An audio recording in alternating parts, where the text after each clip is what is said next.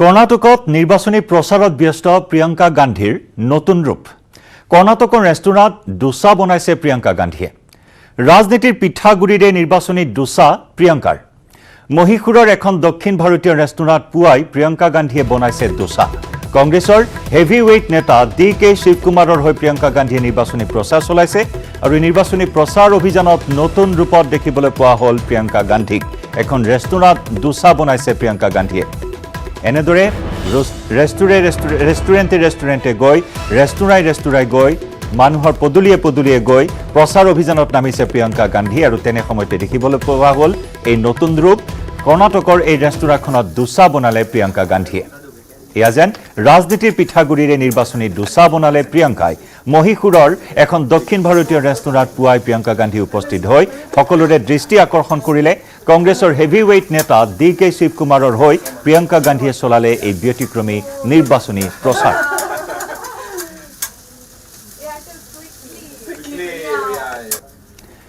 এই মুহূৰ্তত এখন নিৰ্বাচনী প্ৰচাৰ সভাত অংশগ্ৰহণ কৰিছে প্ৰিয়ংকা গান্ধী। আমি আগবঢ়াম পোনপটীয়া সম্প্ৰচাৰ। स्कूल मैनेजमेंट एसोसिएशन प्रधानमंत्री को चिट्ठी लिखते हैं। ಕರ್ನಾಟಕದ ಕಾಂಟ್ರಾಕ್ಟರ್ಗಳ ಸಂಘ, ಖಾಸಗಿ ಶಾಲೆಗಳ ಸಂಘ ಅವರು ಪ್ರಧಾನಮಂತ್ರಿಗಳಿಗೆ ಸರ್ಕಾರದ ಮೇಲೆ ದೂರನ್ನು ಕೊಟ್ಟಿದ್ದಾರೆ. कोई जवाब नहीं आता। ಯಾವುದೇ ಉತ್ತರ ಪ್ರಧಾನಿಗಳಿಂದ ಇದುವರೆಗೆ ಬಂದಿಲ್ಲ. विधायक के बेटे को 8 करोड़ कैश के साथ पकड़ा जाता है। ಕರ್ನಾಟಕದ ಚನ್ನಗಿರಿಯ ಶಾಸಕ ಮಾಡಾಳು ವಿರೂಪಾಕ್ಷ ಅವರ ಮಗನನ್ನ 8 ಕೋಟಿ ಕ್ಯಾಶ್ ಸಮೇತ ಹಿಡಿಯಲಾಗ್ತದೆ. कोई कार्रवाई नहीं होती। ಅದರ ವಿರುದ್ಧ ಯಾವುದೇ ಕ್ರಮ ಇದುವರೆಗೆ ಆಗಿಲ್ಲ. उल्टा उनके विधायक पिता परेड निकालते हैं। ಅದಕ್ಕೆ ಬದಲಾಗಿ ಅವರ ಶಾಸಕರ ಮಗ ದೊಡ್ಡ ಮೆರವಣಿಗೆಯಲ್ಲಿ ಊರಿಗೆ ಬರುವಂತ ಸ್ಥಿತಿ ನಿರ್ಮಾಣ ಆಗಿದೆ. ये कहने के लिए कि आज के कर्नाटका में हम कुछ भी कर सकते हैं, हमें कोई नहीं छू सकता। ಈಗ ಇದರ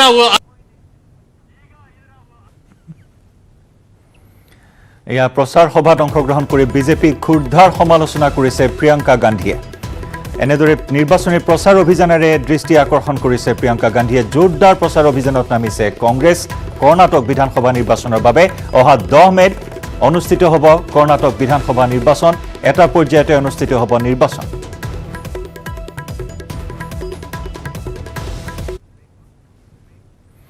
মিড-ডে 18ত সময় হ'ল আন এটি চমু বাণিজ্যিক বিৰতি। কেৱল ষ্ট্ৰং নহয়,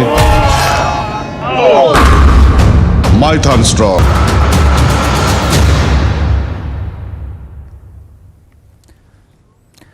ডিব্ৰুগড়ৰ তামোলবাৰী চাহ বাগিচাত নাহৰ ফুটুকীৰ আক্ৰমণ। বাগিচাখনৰ এগৰাকী মহিলা শ্ৰমিকক আক্ৰমণ। নাহৰ ফুটুকীৰ সংকটজনক অৱস্থাত মহিলাগৰাকীক ভৰ্তি কৰোৱা হৈছে AMCHত। আহত শ্ৰমিকগৰাকীৰ নাম মিনু মাঝি। ডিব্ৰুগড়ত তামোলবাৰীত এইবাৰ নাহৰ ফুটুকীৰ আক্ৰমণৰ বলি হ'ল মহিলা শ্ৰমিক। বাগিচাখনৰ এগৰাকী মহিলা শ্ৰমিকক আক্ৰমণ। নাহৰ ফুটুকীৰ সংকটজনক অৱস্থাত মহিলাগৰাকীক AMCHত ভৰ্তি কৰোৱা হৈছে। আহত শ্ৰমিকগৰাকীৰ নাম হৈছে মিনু মাঝি।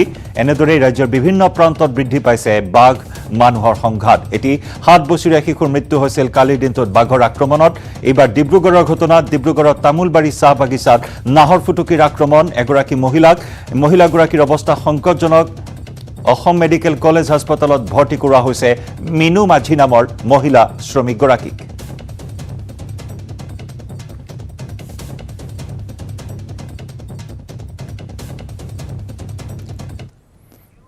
মিড-ডে 18ত লৈছো আন এটি চমু বাণিজ্যিক বিৰতি। কেৱল ষ্ট্ৰং নহয়, মাইথান ষ্ট্ৰং। মাইথান ষ্টীল, নিৰ্মাণৰ মানদণ্ড।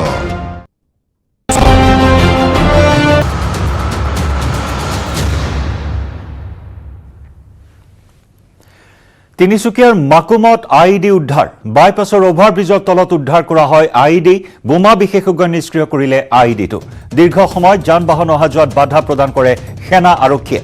বহু সময় উৎকণ্ঠাৰ অন্তত নিষ্ক্ৰিয় কৰা হয় IEDটো। এক ভয়ংকৰ বিপদৰ পৰা কথমপি ৰক্ষা পৰিল তিনিচুকীয়াৰ মাকুম। বাইপাছৰ অভাৰব্ৰিজৰ তলত উদ্ধাৰ কৰা হয় এটা IED।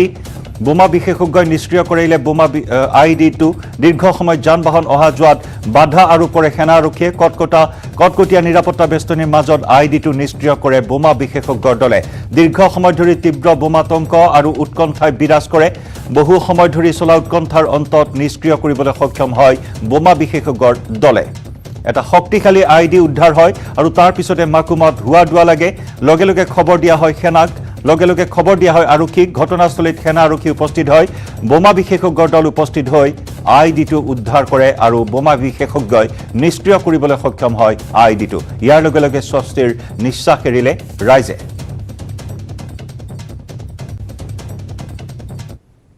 কৰিছোঁ কিন্তু ইয়াত কোনে লগাইছে কি কাৰণ আছে আৰু ইয়াৰ কিবা সংগঠনৰ টেৰৰিষ্ট অৰ্গেনাইজেশ্যন হাত আছে নেকি এইটো আমি তদন্ত কৰি আছোঁ দুষ্ট কৰাৰ পিছত যিখিনি ৰেচিডিউ মেটেৰিয়েল আছে এইটো ৰেচিডিউ মেটেৰিয়েল আমি ইনস্পেকশ্যন কৰিম কেমিকেল এনালিচিছ কৰিম কেমিকেল এনালিচিছ কৰাৰ পিছত এইটো স্পষ্ট হ'ব কি বম কম্পজিশ্যন কি আছে বম হয় না নহয় ইয়াত এনেই সাসপিচিয়াছ অবজেক্ট আছে এইটো পিছত আমাৰ তথ্য আমি পাই যাব আৰু এই মুহূৰ্তত আমি যোগাযোগ স্থাপন কৰিছোঁ তিনিচুকীয়াৰ পৰা আমাৰ সাংবাদিক উপাসনা বৰুৱা গোস্বামীৰ সৈতে উপাসনা ইতিমধ্যে আৰক্ষীয়ে তদন্ত আগবঢ়াই নিছে এই ঘটনাৰ আঁৰত কোন জড়িত থাকিব পাৰে কিবা তথ্য লাভ কৰিছে আৰক্ষীয়ে শেহতীয়াকৈ হয় হয় জয়ন্ত যেহেতু আমি আৰক্ষী অধীক্ষকগৰাকীৰ সৈতে কথা পাতিছিলোঁ তেওঁ এটা কথা জনাইছিলে আচলতে ইয়াৰ পিছত আচলতে কাৰ হাত থাকিব পাৰে বা কাৰ উদ্দেশ্য থাকিব পাৰে সেয়া এতিয়ালৈকে জানিব পৰা নাই কোনোবা দল সংগঠন হয়তো জড়িত থাকিব পাৰে কিন্তু সেই তদন্ত এতিয়ালৈকে আৰক্ষী জনাব পাৰিব আচলতে কাৰ ইয়াৰ আৰু ৰহস্যটো আচলতে কি কোনে আচলতে সেই আইডিটো ৰাখিছিলে যেহেতু মাকুম অঞ্চল জুৰি যিটো এটা গুৰুত্বপূৰ্ণ এটা অঞ্চল তিনিচুকীয়া জিলাৰ বুলি ক'ব লাগিব আৰু মাকুমৰ যিহেতু ফ্লাইঅভাৰ যিহেতু সঘনাই ইতিমধ্যে যিহেতু তাত যান বাহন চলাচল কৰি থাকে লগতে আৰ্মিৰ যি কনভয় তাত মানে প্ৰায় ডিউটি তাত দি থাকে প্ৰায়ভাগে তাতে আৰ্মিৰ লোকসকল থাকে কিন্তু তাৰ মাজতো আচলতে কোনে আচলতে এনেদৰে আইডি এটা আচলতে মাকুম অভিযোগৰ তলত আচলতে থৈ গ'ল সেয়াই সকলোৰে মাজতে ৰহস্য হৈ পৰিছে আৰু সেইটো এয়া যিটো চাহ বাগিচাপূৰ্ণ এলেকা বা তাত যিটো কৰ্মচাৰীসকলক কেতিয়াবা কাম কৰিবলৈ যায় আচলতে কিন্তু সেই জেগাত আচলতে কোনে থৈছে আচলতে আইডিটো তাৰ আঁৰত আচলতে কোন আছে সেয়া বৰ্তমান জানিব পৰা প্ৰথমে কোনে প্ৰত্যক্ষ কৰিলে উপাসনা হয় জানো তাত যিটো ৰাইজ আছে যিটো তাত যিটো কৰ্মচাৰীসকলে সদায় কাম কৰিবলৈ যায় চাহ বাগিচাত তাত এজন লোকে আচলতে কৰ্মচাৰী এজনে প্ৰত্যক্ষ কৰি আচলতে তিনিচুকীয়া জিলা আৰক্ষীক আচলতে খবৰ দিয়ে আৰু তাৰপিছত যিহেতু তাত যি অতিৰিক্ত আৰক্ষী অধীক্ষক বিভাস দাসৰ লগতে এক আৰ্মিৰ এটা টিম তাত যাতে গৈ উপস্থিত হয় তাৰপিছত যিহেতু বম স্কোৱাডক মাতা হয় বা তেওঁলোকে আহি পৰীক্ষণ নিৰীক্ষণ কৰাৰ পিছতহে গম পায় যে তাত আইডি ৰখা হৈছে কিন্তু ইমানো শক্তিশালী নহয় কেতিয়াবা ৱায়াৰৰ ভিতৰত আচলতে সেই এটা বক্স এটাত থৈ দিয়া হৈছে তাত ৱায়াৰ কিছুমান তাত আছে তাত দেখি পিনে আচলতে হয় নিশ্চয় উপাসনা ধন্যবাদ জ্ঞাপন কৰিছোঁ আপোনাক এই মুহূৰ্তত আৰু ভাল খবৰ এয়াই যে সঠিক সময়ত বোমা বিশেষজ্ঞ নিষ্ক্ৰিয় কৰিবলৈ সক্ষম হ'ল এই আইডিটো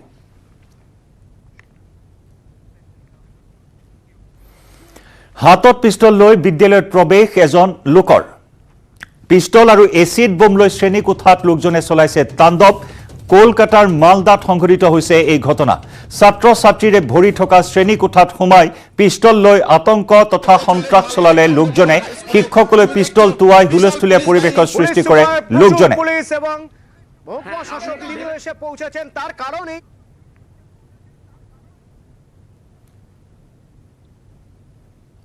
এয়া আমি দৃশ্য দেখুৱাই আছো এটা বিদ্যালয়ৰ এখন বিদ্যালয়ৰ শ্ৰেণীকোঠাত সোমাই বন্দুকৰাজ চলাইছে এজন লোকে হাতত এচিড বোম লৈ হাতত পিষ্টল লৈ এনেদৰে সন্ত্ৰাস চলাইছে আতংকৰ সৃষ্টি কৰিছে পিষ্টল টুৱাইছে শিক্ষকক লক্ষ্য কৰি শ্ৰেণীকোঠাত ভৰি আছে ছাত্ৰ ছাত্ৰী আৰু তেনে সময়তে সংঘটিত হৈছে এই ঘটনা এয়া পশ্চিমবংগৰ মালদাৰ ঘটনা মালদাত সংঘটিত হৈছে এই চাঞ্চল্যকৰ ঘটনা রয়েছে ব্যক্তি কারণ সেখানে এই ব্যাগে বিস্ফোরক আছে কিনা এখনো জানা সম্ভব হয়নি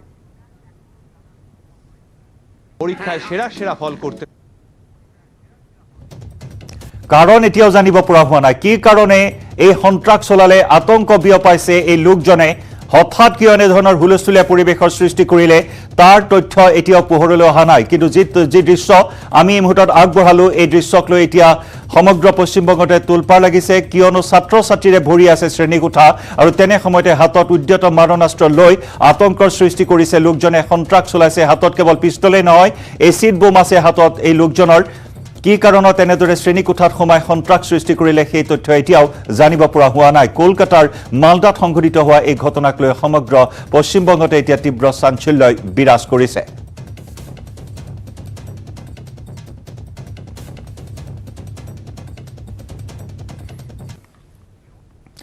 আৰু এবাৰ জনাব বিচাৰিছো আন্তঃৰাষ্ট্ৰীয় পৰ্যায়ৰ এটা খবৰ যুদ্ধ জৰ্জৰ সুদানত অপাৰেশ্যন কাবেৰী যুদ্ধ জৰ্জৰ সুদানৰ পৰা উদ্ধাৰ কৰা হৈছে ভাৰতীয়সকলক বায়ু সেনাৰ বিশেষ বিমানেৰে অনা হৈছে ভাৰতীয় লোকসকলক বিমানখনত আহিছে 135 জন ভাৰতীয় পূৰ্বে ভাৰতীয় দুটা দলক অনা হৈছিল সুদানৰ পৰা যুদ্ধত বিধ্বস্ত হৈছে সুদান আৰু যুদ্ধ বিধ্বস্ত সুদানৰ পৰা দুৰ্গত ভাৰতীয়সকলক উদ্ধাৰ কৰা হৈছে আৰম্ভ কৰা হৈছে অপাৰেশ্যন কাবেৰীৰ অধীনত ইতিমধ্যে উদ্ধাৰ কৰা হৈছে 135 জনকৈ লোকক বিশেষ বিমানেৰে ভাৰতলৈ অনা হৈছে লোকসকলক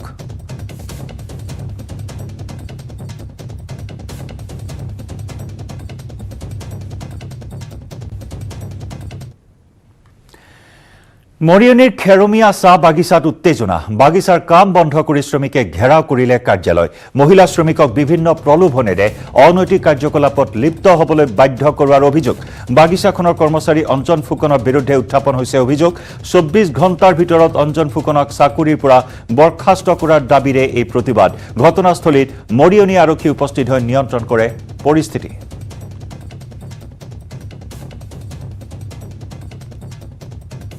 যে অঞ্জন ফুকন নামৰ এজন ব্যক্তিয়ে মানে আগতে আসলে বাহনিৰ পৰা খেদা খাইছে আৰু এই অবৈধ মানে বিভিন্ন প্ৰলোভন দি মানে মহিলা শ্ৰমিকৰ লগত এটা সম্পৰ্ক বনাব বিচাৰে আৰু অবৈধভাৱে তাতো সম্পৰ্ক কাৰোবাৰ লগত গঢ়ি তোলাৰ কাৰণে মানে ইয়ালে আহিলে খেৰমীয়া চাহ বাগিচালৈ আহিলে আৰু খেৰমীয়া চাহ বাগিচাটো একে পৰিস্থিতি গতিকে আমি মেনেজাৰক লিখাৰ লগতে মানে আইচি ছাৰৰ লগতে অচি ছাৰকো আমি জনাইছো যে ইয়াত তেখেতক নালাগে আমি 24 ঘণ্টা সময় দিছো 24 ঘণ্টাৰ পাছত যদি মেনেজাৰৰ লগতে যদি প্ৰশাসনে একো ব্যৱস্থা নলয় তেতিয়া আমি মানে নিজাববীয়াকৈ ব্যৱস্থা ল'বলৈ বাধ্য হ'ম আগেও তেওঁ তেনেকুৱা কাম কৰিছে বেলেগ এতিয়া বাহানি চাহ বাগিচাতে এনেকুৱা ৰেকৰ্ড হৈছে এইটো কাৰণে ইয়াত আহিলে ইয়াতো এইটোৱে কৰিছে বাহনি চাহ বাগিচা তেনেকুৱা হৈছে এনেকুৱা তাতো হৈছে এইটো কাৰণে ইয়াৰ পৰা ওলাই দিয়া একেবাৰে কৰিমগঞ্জৰ ভাৰত বাংলা সীমান্তত বাংলাদেশী দুৰ্বৃত্তৰ সন্ত্ৰাস পাথাৰকান্দিৰ আমালা গাঁৱত গুলি ফুটাই সন্ত্ৰাস চলালে দুৰ্বৃত্তই ৰাইজে খেদি পঠিয়ালে 13জনীয়া দুৰ্বৃত্তৰ দলক কোলা পোছাক পৰিধান কৰি আহিছিল দুৰ্বৃত্তৰ দল গাঁৱৰ পৰা উদ্ধাৰ কৰা হৈছে বন্দুক cutting player Bangladeshi cigarette jacket ইত্যাদি বিভিন্ন আপত্তিজনক সামগ্ৰী মঙলবাৰে নিশা সংঘটিত হয় এই ঘটনা যি ঘটনাক কেন্দ্ৰ কৰি সমগ্ৰ অঞ্চলটোতে বিৰাজ কৰে তীব্ৰ চাঞ্চল্যই